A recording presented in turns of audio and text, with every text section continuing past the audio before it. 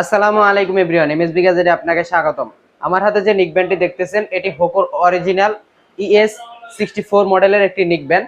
এই নিকব্যান্ডটির আজকের ফুল রিভিউ করব এই ভিডিওতে। প্রথমে শুরু করা যাক এই নিকব্যান্ডের বিল্ড কোয়ালিটি নিয়ে।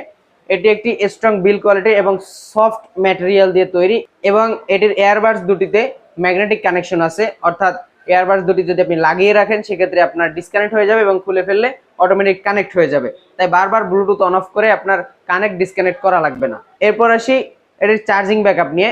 এই নিকব্যান্ডটিতে আপনি টানা 30 ঘন্টা পর্যন্ত চার্জিং ব্যাকআপ পাবেন, অর্থাৎ নন স্টপ মিউজিক থেকে কলে কথা টানা 30 ঘন্টা পর্যন্ত করতে পারবেন একই চার্জের মাধ্যমে।